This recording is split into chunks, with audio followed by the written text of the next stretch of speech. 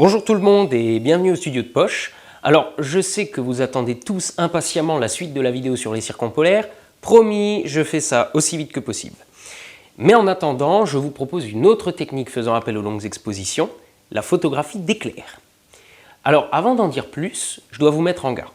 La photographie d'un orage, ce n'est pas très dangereux, mais il existe néanmoins des risques non nuls pour vous ou votre matériel. Moi, je me contente de vous donner la technique, mais je ne saurais être tenu pour responsable s'il vous arrive quoi que ce soit, à vous ou à votre matériel, suite au visionnage de ce tutoriel. On est tous d'accord? Très bien. Alors c'est parti!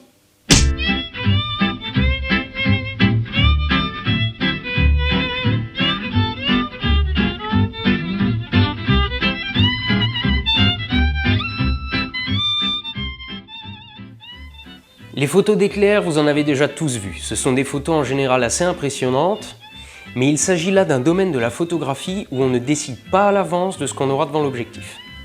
Faire des photos d'un orage, c'est comme partir à la pêche. On sait ce qu'on aimerait bien attraper, mais on ne sait pas toujours ce qu'on aura vraiment. Et peut-être même qu'on n'aura rien du tout. Alors je vais vous parler de la technique, mais d'abord je vais vous parler de quelques règles élémentaires de sécurité. Si. Alors la foudre, c'est dangereux. Oui. Mais il est en même temps assez facile de s'en prémunir. C'est pour ça que j'ai indiqué qu'il vous faut une voiture dans le matériel nécessaire à la prise de vue. Pourquoi? Parce qu'une voiture est une parfaite cage de Faraday. Faraday, c'est un physicien du 19e siècle qui a découvert que la foudre ne pénètre jamais dans une cage faite dans un élément conducteur et relié à la Terre. Vous avez certainement déjà vu ce genre d'expérience à la Cité des Sciences par exemple. C'est impressionnant, mais c'est sans danger. Et bien, votre voiture, c'est exactement pareil. Si vous vous trouvez à l'intérieur et que la foudre tape dessus, le courant électrique glissera sur la structure métallique du véhicule sans jamais rentrer dedans. Bon, par contre, je ne garantis pas l'état de la peinture ou des vitres après un impact de foudre. Vous serez en vie, mais il faudra peut-être faire un détour par chez le carrossier. De même, un orage est souvent accompagné de grêles. Si les petits grêlons sont inoffensifs, les plus gros, en revanche, encore une fois, la responsabilité de ce qui vous arrive vous incombe. Ok? Bon, voilà pour la règle numéro 1. Toujours être à proximité immédiate d'une voiture. Mais ce n'est pas tout. Tenez-vous à distance des poteaux électriques, des arbres, des vieux édifices et ce genre de choses. Non pas comme on le croit souvent parce qu'il pourrait être foudroyé vous avec, non. On vient de voir qu'on est à l'abri dans la voiture. Non. Si vous devez vous en tenir à l'écart, c'est parce qu'il risque de vous tomber sur le coin de la figure suite à un gros coup de vent ou à un impact de foudre dessus. Les lignes électriques, ce sont de vrais éléments à éclair, j'en ai moi-même fait l'expérience, tenez-vous à l'écart. Ensuite, restez loin des cours d'eau. Parfois, les orages stagnent à un endroit, ce qui peut provoquer des crues éclairs. Mais quand je dis crues éclairs, ne comptez pas avoir le temps de filer. C'est très rapide et très vicieux. L'endroit idéal pour faire de la photo d'orage, c'est en haut d'une colline, loin de tout obstacle, avec un horizon bien dégagé. Mais c'est aussi un endroit où la foudre risque de tomber, donc restez dans l'immédiate proximité de votre voiture. Et encore une fois, je ne suis pas responsable des dégâts possiblement occasionnés. Mais vous pouvez aussi tout aussi bien faire des photos d'orage de chez vous. Alors, maintenant que le petit topo sécurité est fait, voici comment trouver un orage. Ne vous fiez pas à la météo que vous voyez à la télé, elle est beaucoup trop imprécise. Pour savoir où se trouve un orage, consultez une carte comme celle-ci. C'est une carte qui répertorie en temps réel les impacts de foudre sur le territoire français. Vous pouvez aussi trouver des cartes de précipitation, ça ne vous dira pas où se trouvent les cellules orageuses, mais ça vous dira à quel point vous êtes susceptible de vous faire saucer. Si vous êtes loin de chez vous, un smartphone ou un PC avec une connexion internet vous permettent de vous tenir informé en temps réel. Si vous disposez de meilleures cartes, mettez-les dans les commentaires de la vidéo s'il vous plaît, ça m'intéresse vraiment. Bon, dites-vous aussi que la trajectoire d'un orage n'est pas vraiment prévisible. Vous pouvez très bien choisir un spot et ne rien voir de la soirée. Personnellement, je ne cours pas après les orages. J'attends qu'ils viennent. Si l'un d'entre eux se pointe près de chez moi, je dégaine l'appareil photo et puis sinon, tant pis. Dites-vous aussi qu'un orage est intéressant à photographier s'il est relativement loin de vous.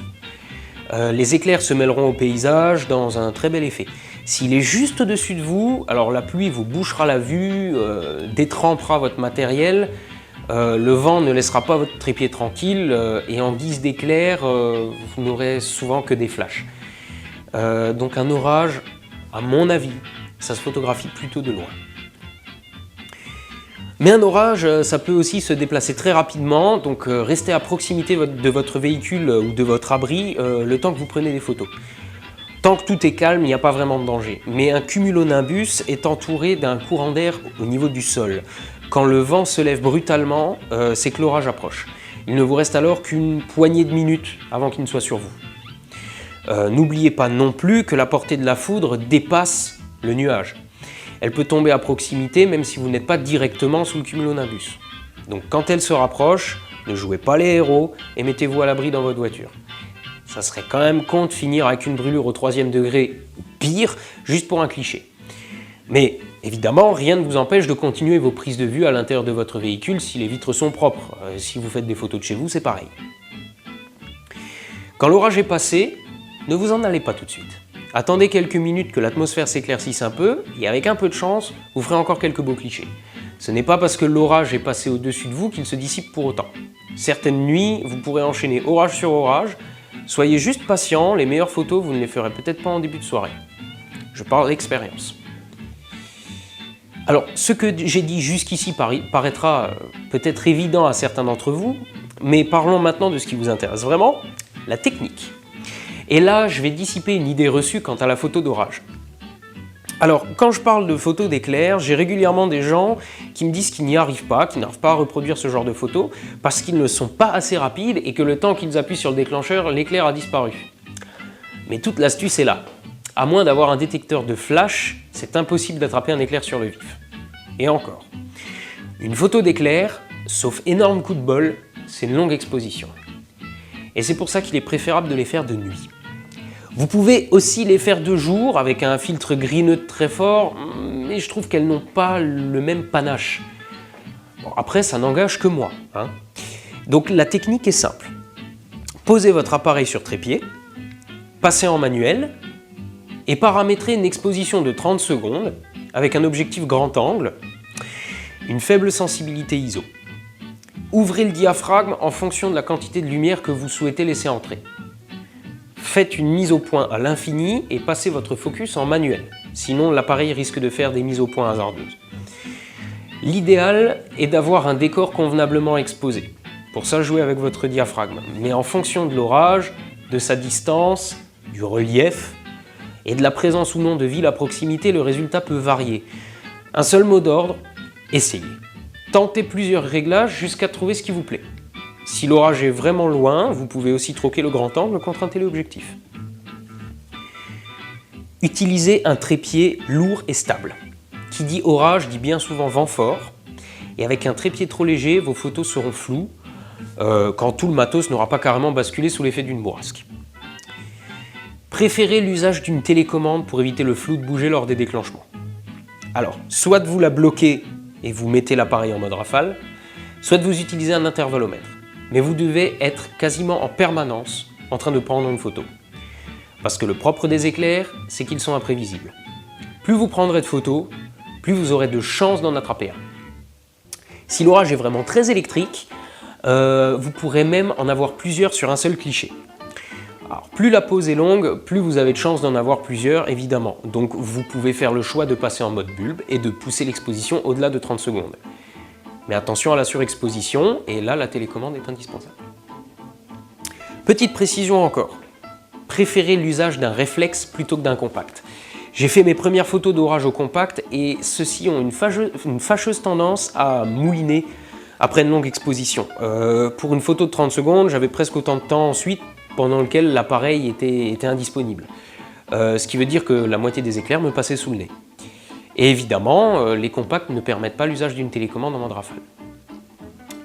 Mais ceci dit, l'appareil ne fait pas le photographe et c'est tout à fait possible de réaliser de bons clichés au compact. Alors comme je l'ai déjà dit, les éclairs sont imprévisibles, donc leur cadrage aussi. Choisissez la plus grande définition d'image possible afin de pouvoir éventuellement recadrer ensuite. De même, leur intensité lumineuse n'est pas prévisible non plus. vous pouvez donc très bien vous retrouver avec des photos cramées. Alors le format RAW permet de pas mal améliorer vos clichés en post-traitement, donc privilégiez-le aussi. Voilà pour les grandes lignes. J'aimerais vous faire une démonstration en live, mais comme pour la circumpolaire, la photo d'orage demande des conditions météorologiques particulières. C'est donc tout pour aujourd'hui, mais à la première occasion, je vous emmène sur le terrain pour vous montrer comment ça se passe. C'était Arnaud Thierry, depuis le studio de Poche, je vous dis à la prochaine, et surtout n'oubliez pas de vous abonner à ma chaîne YouTube et d'aller visionner les autres vidéos. N'hésitez pas non plus à venir me poser des questions, que ce soit en commentaire ici ou sur ma page Facebook.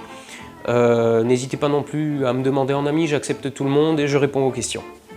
Voilà, je vous dis à bientôt et c'est tout.